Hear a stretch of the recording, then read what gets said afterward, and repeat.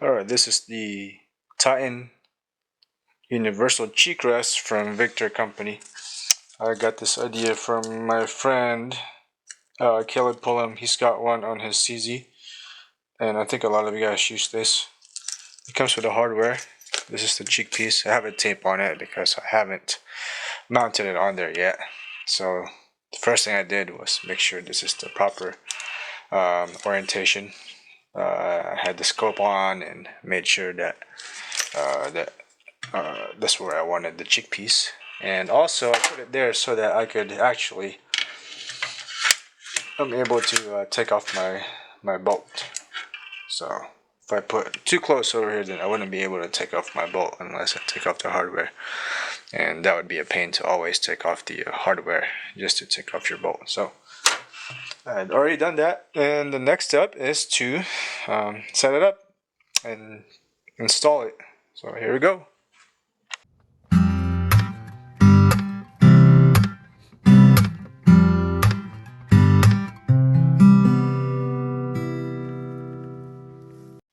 Alright, step one is drilling the holes. So I need to be careful with this. They actually don't recommend using a drill press, just using a regular hand drill. They provided the hardware for it, which is nice. And then, so I make sure that this is level with my Picatinny rail. And the CZ stock tends to be a little bit slanted, so I needed to make sure that this was level with this and not the stock. So the first thing we're gonna do is drill some holes. This feels painful because the stock is so nice, and whenever I have to drill holes or whatever, and it's just like I feel like part of my heart hurts. But this is gonna help me shoot better, this cheek piece. So let's do this. I just need to be very careful. Alright, making sure that this is perpendicular, or 90 degrees to the ground, to the cheek piece. Now nice and slow. Alright. It's one hole down. Next one.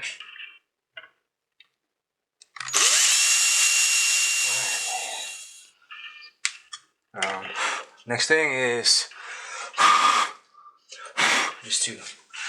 just blow on it and make sure there's no dust left.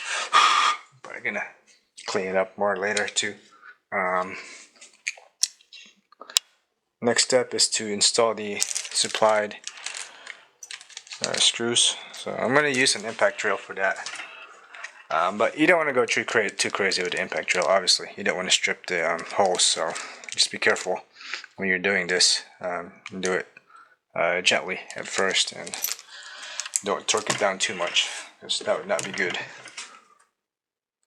Oh, they also supply these spacers, but when you're drilling the hole, you don't want to use these yet. You're gonna want to adjust the height of it later after you have drilled the hole. I think for me though, this should be good height. I usually don't like mine super high. I like my cheek piece a little bit lower, so I'm probably not gonna need this. Alright, so let's go ahead and drill these screws in. And being careful, I don't want to go too crazy. I'm just gonna do it just a little bit for now, a little bit at a time. Okay, just gonna make sure that this is gonna be still level.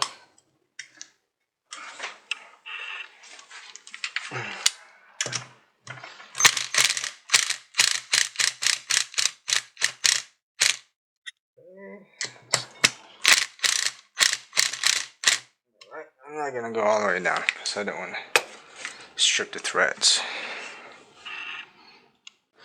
Alright, so I think I'm just gonna leave it at this height. I already measured this, how high I want it.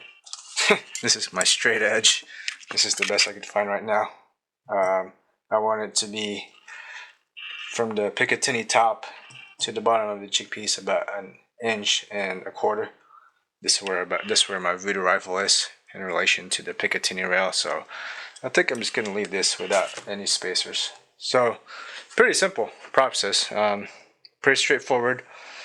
You don't need any like crazy special tools or drill press. They actually recommend that you just use a regular hand drill, and they already have the hardware. And now I just have to take off the tape. I do recommend, if you want to keep your stock nice, use a purple tape or a painter's blue tape. Those are more gentle on the finish versus using duct tape or something like white tape. So that's just a little recommendation. All right. This is the finished product so far. And I'm going to make sure still that I can put my bolt in. Yeah, perfect. And there you go. It comes in different colors too. And if you want to put your, I'm sure you could engrave your name on the side. Some people do, I think. I'm just going to leave it black. Alright, thank you for watching.